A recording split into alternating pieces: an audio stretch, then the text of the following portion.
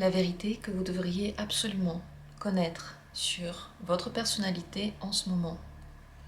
C'est le thème de notre tirage. Je vais proposer plusieurs tirages. Vous pouvez en prendre un, ou deux, ou trois, comme vous voulez. Regardez les cartes que je vais tirer avant de prendre une décision et avant de vous concentrer sur quoi que ce soit. Ne vous concentrez pas sur votre personnalité, sur ce que vous savez de vous. Je vous remercie d'avance d'être là parce qu'il faut beaucoup de courage pour entendre des choses sur soi, beaucoup plus que sur les autres. Et c'est en s'acceptant et surtout en se connaissant que l'on évolue, que l'on s'aime. Et c'est pour ça que je fais ce genre de tirage. C'est parti. Quelle est la vérité sur votre personnalité que vous devriez savoir maintenant?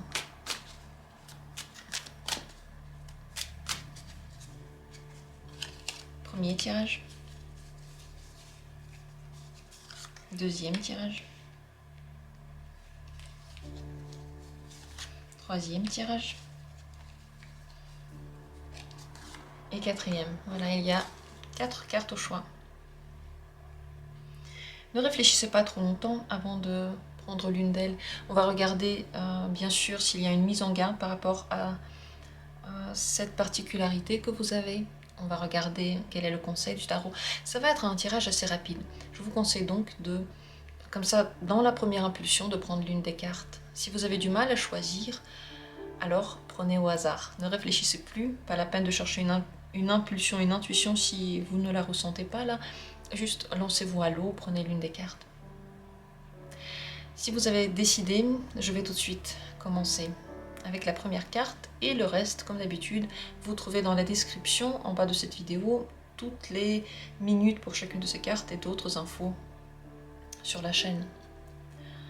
Première carte, quelle est la vérité sur votre personnalité que vous devriez savoir maintenant? Je précise, lorsque l'on parle de ce tirage, ce n'est pas une vérité passée ou future, on est vraiment dans l'instant présent. Le pape. Vous avez une personnalité extrêmement sage, extrêmement profonde. Une vieille âme qui a beaucoup vu. Certaines de vos expériences, de vos connaissances, de vos réactions ne viennent pas forcément des expériences qui ont eu lieu maintenant, dans cette vie, mais peut-être même avant. Vous arrivez très bien à vous mettre à la place des autres et à connaître comment ils peuvent se sentir. Vous pouvez vraiment les aider. Vos conseils sont avisés, ils ont un sens. Surtout ceux qui viennent tout à coup, qui ne sont pas réfléchis, que vous ne trouvez pas par la logique, mais qui viennent comme ça. Tout à coup, vous dites un truc et ça peut avoir énormément de vérité à l'intérieur. Votre aura est fort, vous imposez le respect, vous imposez qu'on vous écoute. Vos mots ne vont pas passer inaperçus. C'est très important de le savoir, car un mot que vous dites va rester vraiment en tête. Que ce soit un mot gentil ou pas gentil. La personne qui vous écoute va longtemps ruminer, parce qu'elle aura l'impression que si vous le dites, ça a un poids. Vous ne le sortez pas de nulle part. Votre opinion, elle semble basée sur quelque chose de très vrai. Elle semble juste. On se sent obligé de l'écouter. Il faut également savoir que cette prestance naturelle que vous avez peut en même temps vous servir, justement, à rassembler des gens autour de vous, mais c'est aussi parfois une difficulté parce que vous pouvez ressentir que tout le monde se tourne trop vers vous, que les gens prennent trop d'énergie à vous. Une autre chose à savoir qui est très importante, c'est que le pape puise ses connaissances dans le passé. Il y a donc certaines nouveautés que vous pouvez avoir du mal à accueillir. Celles qui ne correspondent pas à votre vision traditionnelle. Traditionnel, il faut le prendre avec des pincettes, ce mot, car traditionnel pour vous, ça fait partie de vos principes, pas forcément de la tradition en général. Et ce qui n'en fait pas partie, vous pouvez avoir beaucoup de mal à l'accepter parce que c'est tellement bien installé, le monde à l'intérieur de vous. Ces expériences ont pris tellement d'importance qu'en accueillir d'autres celles avec lesquelles vous n'êtes pas vraiment familier, peut être compliqué pour vous.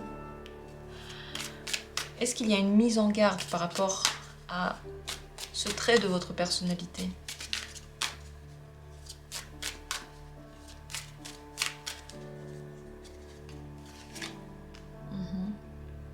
Le 9 de denier.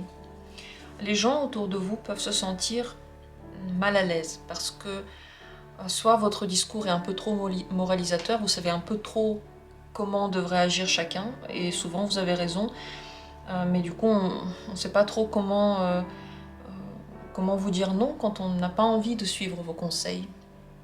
On peut se sentir également mal à l'aise parce que votre aura est trop fort et qu'à côté, la personne peut se sentir dépourvue de quelque chose, dépourvue d'un petit peu de valeur, comme si elle se sentait bien normalement, mais lorsque vous êtes là, elle a l'impression qu'elle perd de son brillant. Il faudrait également faire attention de ne pas mettre ce trait de personnalité trop en avant, le dire trop, et en faire une image de marque, entre guillemets. C'est pas très joli cette expression, mais vous voyez ce que je veux dire. En faire vraiment votre plus grande masque, votre plus grand atout, parce que vous en avez d'autres. Celui-là est très précieux, il ne faudrait pas l'utiliser tout le temps, partout. Il faudrait plus le garder pour vous. C'est sacré, c'est une énergie qui doit prendre le temps aussi de se reformer en vous. Donc si vous l'utilisez tout le temps, vous le dites trop à tout le monde, ça peut vous vider aussi. Donc en même temps, pour les autres, ce serait plus facile que vous ne mettiez pas toujours ça en avant, parce qu'eux-mêmes peuvent perdre leur confiance en eux, et aussi pour vous, pour ne pas que les autres se servent trop de vous. C'est ça, ça il faudrait faire attention. Et également, lorsque vous avez l'impression que vous êtes pas trop sûr de vous, vous avez du mal à donner un conseil à vous-même, une autre petite mise en garde, n'oubliez pas de vous faire confiance. Vous avez tout pour avoir raison dans votre vie. Peut-être pas pour tout le monde, mais surtout dans votre vie par rapport à vos propres réactions. Vous avez toujours raison, donc ne doutez pas de ça. Soyez fiers de ce que vous êtes. Nourrissez votre image intérieure. Pas la peine de le montrer vers l'extérieur tout le temps, mais pour vous, vous devez connaître à quel point vous êtes précieux. C'est super important de nourrir cette image, de s'aimer, parce que c'est aussi grâce à cet amour que l'on nourrit le pape. Le pape, il est un sage, et le sage, il s'aime. Il s'aime parce qu'il a déjà vu beaucoup de choses, et il sait très bien que si on veut aimer les autres, il faut déjà commencer à aimer soi-même.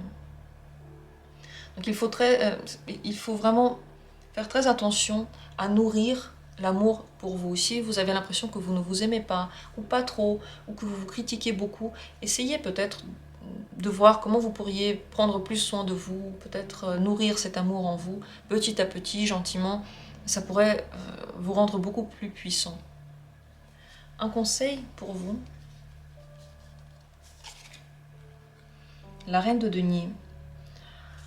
Vous pouvez vous occuper des autres, vous pouvez vous occuper de vous-même, mais c'est important de donner parfois libre cours à cette personnalité, à ce trait de personnalité. C'est bien de le nourrir en le travaillant. Lire des choses sur la spiritualité, connaître la spiritualité, connaître la vôtre, connaître différentes choses, ne pas vous arrêter à une seule chose. La spiritualité pourrait très très bien correspondre à votre personnalité, même si vous avez l'impression pour le moment que c'est pas trop le cas. Mais même si vous avez l'impression que c'est le cas, la nourrir avec des lectures, avec de nouvelles connaissances, et toujours lui donner un peu d'attention à cette partie de votre vie, ce serait top, ce serait extra pour vous. Je pense surtout pour vous guider dans la vie, pour vous-même trouver votre chemin. Je sais pas, faire des méditations, faire des prières, ce genre de choses. Pour vous, c'est très bien, mais il faut vraiment, vous voyez, c'est une énergie que l'on met tous les jours dans ce domaine, et ça vous permet de vous sentir rempli. Superbe cette cet atout en soi, c'est superbe de l'avoir et c'est bien de le soigner, de soigner cette partie de vous-même. Je vous remercie d'avoir été là, j'espère que ça vous a ouvert quelque chose de nouveau sur vous. Voilà, le tirage est terminé. Deuxième carte. Quelle est la vérité que vous devriez savoir maintenant sur votre personnalité? 4 de denier. Vous aimez bien avoir et vous avez ce côté possessif qui est bien prononcé. Possessif peut se décliner sous beaucoup de formes. Certaines sont très visibles et d'autres ne le sont pas. D'autres sont très cachées, ne sont pas avouées. Être possessif, c'est ni bien ni mal, c'est un trait de personnalité. Grâce à lui, vous pouvez en même temps accumuler beaucoup, créer des bases très stables pour vous et pour votre famille, vous mettre à l'abri, vous mettre en sécurité, créer une famille dans laquelle vous êtes stable. Mais c'est vrai que vous pouvez être très jaloux et vous concentrer un peu trop sur cette accumulation, avoir du mal à donner. Pas forcément en termes émotionnels ici, surtout en termes matériels, mais peut-être qu'en émotion aussi. Du mal à donner. J'attends qu'on me donne plus avant de donner quelque chose de moins. Et regardez bien vos réactions. Parce que parfois, on a tendance à se mentir sur certaines choses.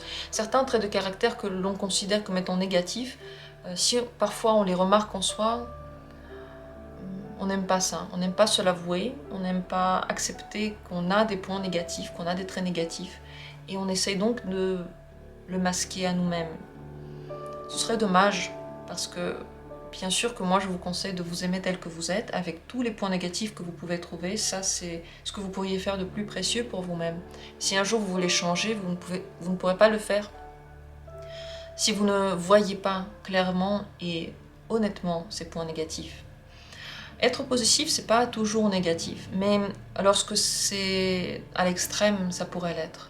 Parce que les partenaires que l'on retrouve n'ont pas forcément envie d'être possédés, d'être sous l'emprise, sous le contrôle de quelqu'un.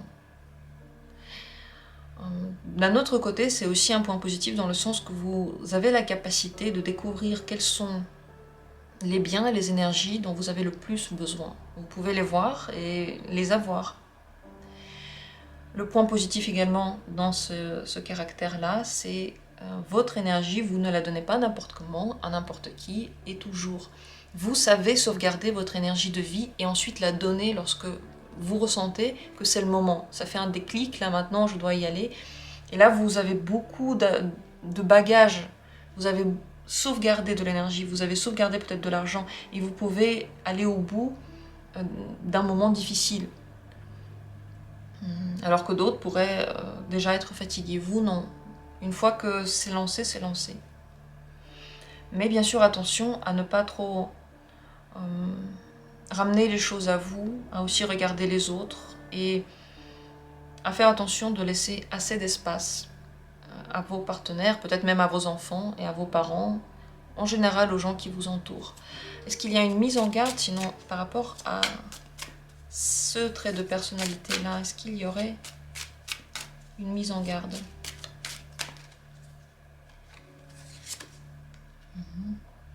As d'épée. Faites attention de ne pas être justement trop tranchant. Le 4 de denier vous donne, en plus de tout ce que j'ai raconté, une très forte logique.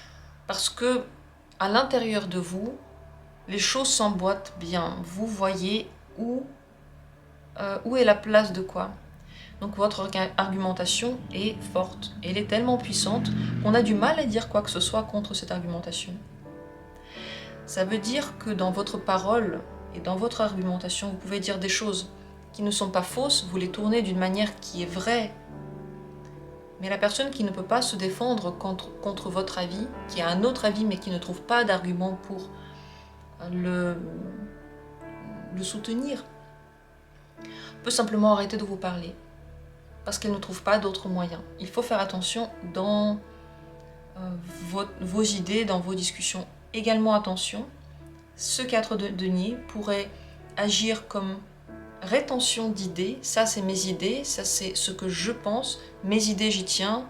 Bien sûr que c'est une personnalité qui a beaucoup de principes, quelqu'un qui sait ce qu'il veut, ses principes, c'est quelque chose de bien. Attention cependant à accepter quand même de nouvelles idées, elles pourraient être intéressantes. En les comparant à ce que vous connaissez déjà et en faisant une bonne analyse, vous pourriez en retenir certaines qui pourraient être intéressantes. Les nouvelles idées, c'est quelque chose que vous pouvez avoir du mal à accueillir. Plus facile à dire que c'est faux plutôt que d'accepter que ce soit aussi vrai et que vous n'y avez pas pensé au début. En général, le 4 de denier, bien sûr qu'il est très sûr de ses connaissances, puisqu'il est stable dans ce qu'il a vécu. Son expérience a créé ses connaissances. Donc, comment est-ce qu'on pourrait aller contre une expérience, dire que cette expérience-là, c'est faux? On ne peut pas. Ce que l'on a retenu, c'est une vérité pour nous. Mais cette vérité, c'est bien quand elle peut osciller, lorsque de nouvelles données viennent, justement. N'oubliez pas ce que j'ai dit par rapport au tranchant, l'argumentation trop tranchante qui fait que les gens ne savent pas du tout quoi vous répondre. Dans la discussion avec vous, ils perdent leurs moyens, on ne peut rien vous dire. Tout ce qu'on va vous dire, vous allez trouver des arguments tellement bons qu'il y a, voilà, on ne sait plus quoi dire. Pourtant, à l'intérieur, on peut ne pas être convaincu, pour nous. Donc ça, il faut faire attention. Et attention également, parfois un avis un peu trop tranché, je l'ai dit aussi déjà, par rapport à des idées. Ne tranchez pas trop vite. Le conseil pour vous,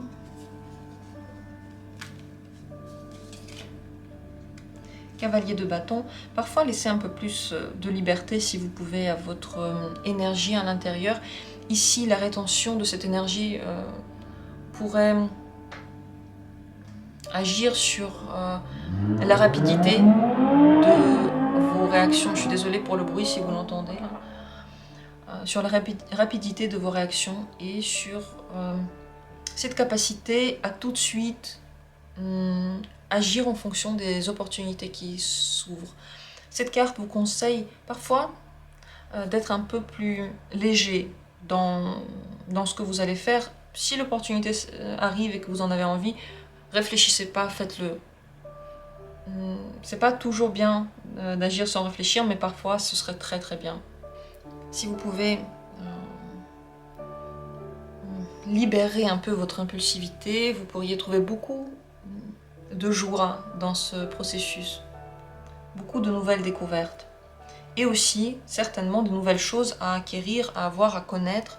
Comme c'est pas que des avoirs, c'est aussi des connaissances, toujours bien sûr, des expériences, donc parfois réfléchissez un peu moins.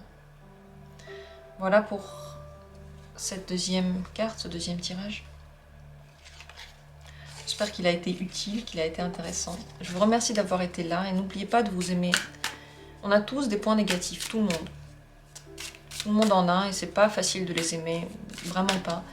Mais si on y arrive, on devient vraiment heureux. Ce n'est qu'en acceptant le tout de nous qu'on se soigne. Si vous voulez soigner votre enfant intérieur, il faut l'accepter tel qu'il est.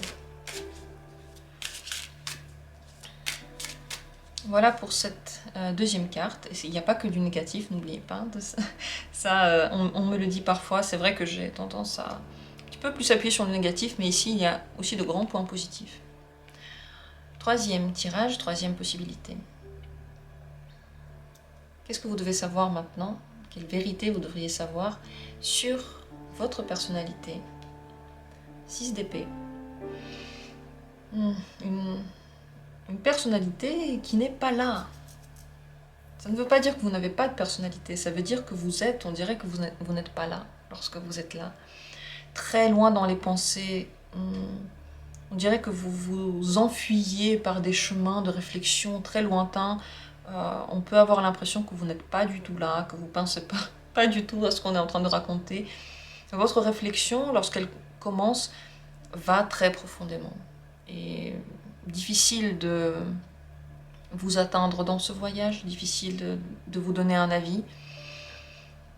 Je pense que vous êtes quelqu'un qui n'a pas besoin de conseils, qui n'aime pas trop ça, qui préfère tirer ses propres conclusions de ce que vous avez vécu, ou en tout cas de ce que vous avez pensé, ce que vous trouvez comme étant juste. Votre esprit et votre corps ont tous les deux besoin de voyager pour vous nourrir de nouvelles idées. Le voyage pour vous n'est pas une option, c'est pratiquement une nécessité intellectuelle, spirituelle, corporelle, le tout. Parce que c'est grâce à ça que vous arrivez à continuer à prendre des bonnes décisions pour vous. En voyant beaucoup de choses, si vous vous êtes concentré que sur un endroit, que sur une seule connaissance ou un seul type de connaissance, vos décisions iront dans un seul sens.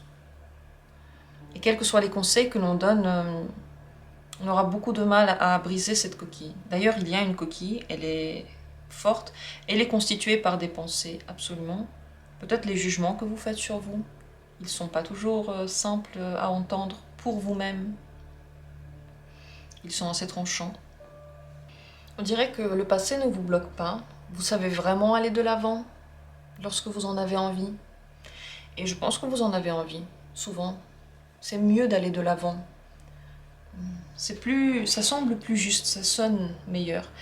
Donc les gens qui viennent du passé ils n'arrivent pas à trouver le chemin vers vous. Une fois que c'est fini, c'est fini. Plus aucune excuse ne peut être acceptée. Une fois que quelque chose a tourné, le vent a tourné, vous n'êtes plus là et on ne peut plus rien espérer avec vous. Ces réflexions et cette coquille intellectuelle vous donnent une grande objectivité. On dirait que toutes les situations, vous les regardez d'un autre pays, d'un voisinage. Comme je l'ai dit, on dirait que vous n'êtes pas là et vous regardez la situation. Ça vous donne une grande objectivité. Vous avez la capacité de dire avec des mots, avec les bons mots, ce qui s'est passé. Vous voyez les détails. Et je pense que vous pourriez aussi bien les exprimer. Peut-être à l'écrit, en contant, en racontant. Vos décisions ne sont pas basées que sur un seul avis, d'une seule personne, mais vous les voyez tous. Très intéressant ce trait de personnalité, car en même temps il vous permet, comme dit, de voir la situation en grand, et en même temps, si la situation ne vous intéresse pas, vous n'allez même pas la remarquer, parce que vous ne serez pas là. Certaines personnes peuvent avoir l'impression que vous n'êtes pas intéressé, que vous n'en voulez pas. Vous êtes sur votre vague. Est-ce qu'on peut dire égoïste? Égoïste, c'est un mot qui est très mal vu. Je ne dirais pas égoïste, mais vous êtes intéressé par vos propres pensées. Et intéressé par votre propre bonheur, ce qui est totalement à votre honneur. Mais les autres pourraient avoir l'impression que vous vous désintéressez de eux. Est-ce qu'il y a une mise en garde par rapport à ce trait de personnalité?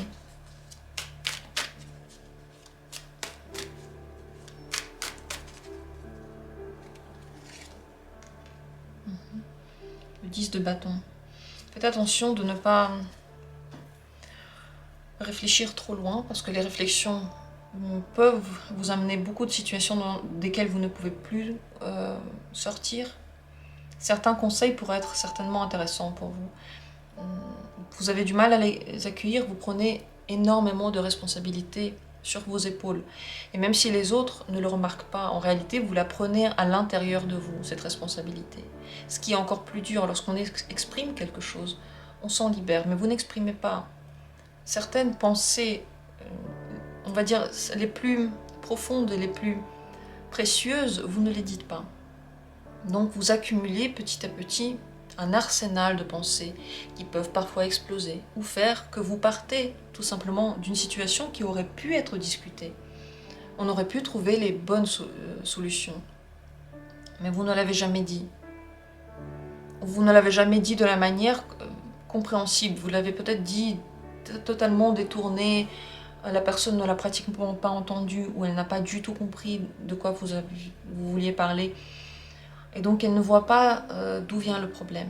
Attention donc, déjà pour les autres, de ne pas envenimer une situation qui pour vous semble claire, mais pour les autres pas du tout, parce qu'ils n'ont pas cette vision, ils n'ont pas tous cette vision totalement objective, et ils n'ont pas non plus tous cette vision totalement personnelle, car c'est ça, en même temps objectif et en même temps tellement concentré sur la personne, sur vos propres pensées, et vous avez l'impression que les gens vous comprennent, mais non, parce que vous ne le dites pas assez clairement. Donc attention d'un côté à ne pas aller trop loin avec les autres, garder un terrain d'entente, et aussi pour vous à ne pas trop prendre sur vous, parce que ces réflexions que vous menez dans votre coin sont lourdes. Parfois elles ne trouvent même pas de sortie, il n'y a pas de sortie, elles s'enchaînent, elles sont fatigantes. Si un sujet vous plaît par exemple, et vous commencez à creuser dans ce sujet-là, vous pouvez vous désintéresser parce que vous n'en avez pas assez parlé, parce que vous n'avez pas laissé assez de temps pour vous reposer et parce que vous avez trop forcé dans une seule direction. Également, attention, parfois si vous avez des grosses baisses d'énergie, de morale et des pertes de motivation, pour vous la solution c'est le voyage. Sans voyage, vous pouvez perdre la motivation et si vous ne pouvez pas partir loin, faites au moins des voyages à l'intérieur de vous, des voyages symboliques, rêveurs, ça pourrait vous faire du bien. Parce que si c'est pas vraiment un côté rêveur, c'est un côté intellectuel, mais peut-être que rêver, ça pourrait remplacer les voyages que l'on ne peut pas toujours avoir. Le conseil pour vous, 6 de bâton, soyez fiers, bien sûr, de cette capacité. C'est votre personnalité, c'est comme ça, c'est ni bien ni mal. Faites-en une force, faites-en une conquête, essayez de vous comprendre mieux. Allez à la conquête de vous-même, parfois on aime bien conquérir les autres, l'amour. Cette carte vous conseille de vous conquérir vous-même, parce qu'à l'intérieur il y a encore énormément de choses que vous n'avez pas vues. Le 6 d'épée. C'est déjà parti, le train est parti. Et il y a une partie de la personnalité, de vos qualités, de vos pensées, de vos caractéristiques que vous n'avez pas eu le temps de découvrir entièrement. Alors si vous allez de nouveau à l'intérieur, vous allez le faire. Partez donc à la conquête de vous-même. Et si vous pouvez en faire de tout ce que j'ai raconté une force, quelque chose que vous utilisez pour votre travail par exemple, là ce serait top parce que tout le monde aurait recherché ça. S'il savait que vous pouvez le donner, tout le monde aurait dit bravo, c'est ton talent, c'est exactement ça qu'on recherche, viens. Donc, n'oubliez pas que parfois il faut aussi revenir sur Terre et que parler c'est très important dans l'instant, pas 3 heures, 4 jours après. Dans l'instant, dire les choses, c'est... il faudrait peut-être parfois faire attention à ça, de ne pas oublier de le faire. De le faire d'une manière qui pourrait être compréhensible, vraiment avec des mots, et si la personne dit qu'elle n'a pas compris, répéter pour qu'elle comprenne. Voilà pour ce 3e tirage. Je vous remercie d'avoir été là, j'espère que ce tirage vous a peut-être un petit peu encore plus rapproché de vous, qui vous a donné encore un petit peu plus l'amour de vous-même. Et je passe à la quatrième carte. Quelle est la vérité sur votre personnalité que vous devez savoir maintenant? 3 de denier. Votre personnalité évolue beaucoup. Elle évolue en fonction des gens avec qui vous êtes, que vous côtoyez. Mais pas seulement. Vous la travaillez beaucoup. On dirait que vous commencez d'abord par travailler sur vous avant de mettre en cause les autres.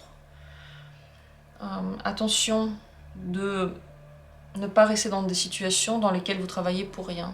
Ce trait de caractère pourrait donner des situations dans lesquelles vous tenez, vous retenez, vous restez, même si c'est compliqué, parce que vous vous dites « Ok, je vais travailler sur moi, je vais travailler sur la relation, sur la situation et ça ira mieux ».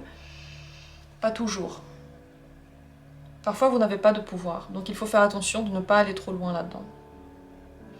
Et vous avez en général une personnalité travailleuse, vous voulez faire les choses bien, et vous n'aimez pas trop être inutile. Pour vous, être utile et vous sentir membre d'une communauté, c'est très important. Mais pas membre juste pour parler, membre pour faire quelque chose, pour rendre quelque chose à la société, pour prendre quelque chose de la société. C'est donc pour vous très important que le métier que vous faites vous fasse vous sentir utile. Si vous ne vous sentez pas très bien, peut-être que ce métier ne vous parle pas et vous ne voyez pas le but que vous poursuivez en faisant ça. C'est très important pour vous d'avoir aussi une famille, des gens qui vous entourent. Si vous avez du mal à trouver une personne avec qui vous voulez fonder une famille, par exemple, ou avec qui vous voulez en général rester en cocon, regardez les gens sous le spectre de ce trait de caractère construire. Et vous verrez tout de suite si la personne elle est apte ou non à construire.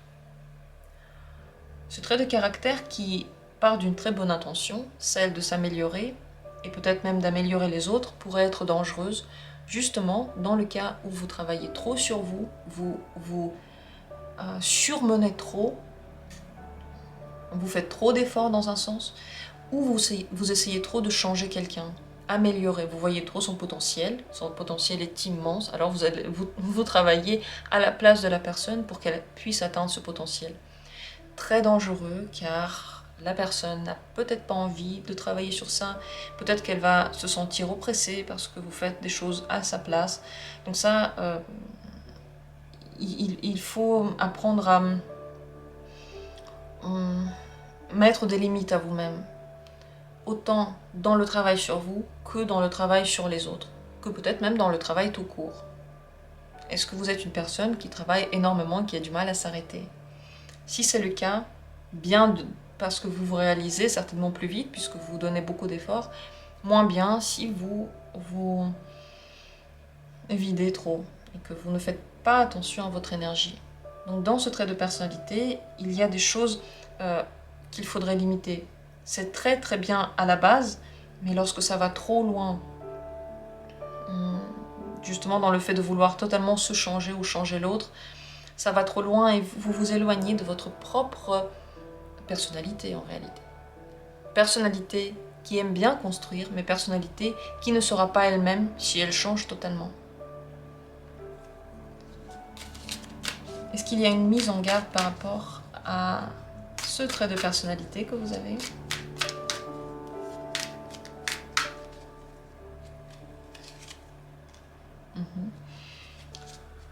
Justement, les amants, attention, dans la prise de choix, ne choisissez pas en fonction du potentiel de travail, du potentiel d'aide que vous pouvez apporter. Ne choisissez pas les personnes parce qu'elles ont besoin de vous. Être utile, oui, mais vous ne pouvez pas prendre le travail d'une personne sur vos épaules. Vous ne pouvez pas l'aider. Donc si vous choisissez les relations seulement en fonction de l'utilité que vous avez pour la personne, vous pouvez être utile pour elle à un moment et ensuite non. Donc attention ici à se blesser. Également, dans votre vie amoureuse, encore une fois, c'est ce que j'ai dit exactement, ne vous fiez pas au potentiel de la personne. Fiez-vous à ce qu'elle est et tout ce qu'elle pourrait devenir de mieux, faire de plus, tout ça, faites comme si ça n'existait pas. Parce qu'à force de vouloir rendre le monde meilleur, on se rend compte qu'il ne peut pas devenir meilleur. Voilà. Qu'on travaille dans le vide et on peut beaucoup perdre sa motivation. Ce serait dommage parce que il peut quand même être travaillé, mais à toute petite dose et seulement lorsqu'il en a lui-même envie. Lorsque lui-même, il pose la question, il demande ça. Et n'oubliez pas, si vous êtes quelqu'un qui est très pris par le travail, n'oubliez pas aussi de prendre soin de vous et vous donner assez d'amour, soit dans une relation, soit tout seul. Ne vous oubliez pas. C'est également possible que vous ayez deux grandes extrémités en vous par rapport à tout ce que j'ai dit. Une extrémité qui va complètement dans le sens d'accepter tout et une autre qui va complètement dans le sens de vouloir tout travailler. Entre ces extrémités, ce serait bien de trouver un équilibre. Et je pense que cette mise en garde en général va nous parler ici d'équilibre trouver le juste milieu. Les amoureux devraient trouver le juste milieu entre la fusion et l'individualité. Vous devez trouver le juste milieu entre les autres et vous-même, ce que vous donnez et ce que vous ne donnez pas, ce que vous travaillez et ce que vous laissez comme tel, ce que vous voyez dans l'autre et ce que l'autre a envie ou non que vous voyez comme potentiel, par exemple. C'est à ça qu'il faudrait faire attention. Un conseil, est-ce qu'il y aurait un conseil pour vous? La papesse. Allez puiser à l'intérieur de vous les réponses, car vous les avez. Si parfois vous avez un doute, est-ce que je suis en train de demander trop? Est-ce que je suis en train de faire trop? Posez-vous quelques instants, arrêtez-vous, allez à l'intérieur de vous, regardez avec le regard de la conscience dans votre corps. Vous fermez les yeux, vous sentez. Sentez. Est-ce que vous sentez que ça sonne juste? Si vous sentez que ça sonne faux, vous n'avez pas besoin de poser la question à qui que ce soit. Vous n'avez pas besoin de faire un tirage. Vous savez que ça sonne faux. Vous devez absolument faire confiance à cette intuition. C'est elle qui dira lorsque c'est trop ou lorsque vous êtes dans le bon. Ce trait de caractère pourrait vous aider à aller dans toutes les sciences occultes d'ailleurs. Vous pourriez très bien l'utiliser. Travailler sur vous, c'est bien. La papesse, c'est aussi une carte qui nous parle de foi et de confiance en soi. Ayez confiance en vous et ayez foi dans vous-même. Et peut-être continuer à développer votre côté spirituel pour être bien. Parce que le côté spirituel, enfin je veux dire la direction spirituelle, en même temps elle nous apprend à nous améliorer, en même temps elle nous apprend à nous accepter. Et c'est en liant les deux que l'on se connaît vraiment. Ça c'est un point par exemple sur lequel je n'ai pas envie d'évoluer maintenant. Je m'accepte comme je suis, je m'aime comme je suis. Peut-être qu'un jour ça va changer, peut-être pas, je n'en sais rien. Mais moi je m'accepte ainsi, les autres aussi, ils vont devoir le faire. Apprenez qui est la petite fille ou le petit garçon à l'intérieur de vous. Cette personne a envie d'être dévoilée. Et ça n'a rien à voir avec le travail sur soi. Ça a juste à voir avec le bagage que vous avez déjà. Pas le potentiel que vous avez, le bagage que vous avez déjà. Avant d'ouvrir votre potentiel, regardez où vous en êtes. Et peut-être que vous allez vous rendre compte que le potentiel, il est déjà là, il est déjà présent, et que vous étiez en train de courir derrière une idée qui allait beaucoup trop loin par rapport à votre individualité. Je vous remercie d'avoir été là. Je termine sur ces mots, ce 4e tirage. J'espère qu'il a été éclairant. J'espère que ce thème en général vous a intéressé. Moi j'ai beaucoup aimé le faire, j'ai trouvé ça très très intéressant. J'espère pour vous aussi. Dites-moi ce que vous en avez pensé avec plaisir. Je vous souhaite à tous, comme toujours, de vous aimer tel que vous êtes, de vous connaître, de découvrir qui vous êtes. On passe notre vie à découvrir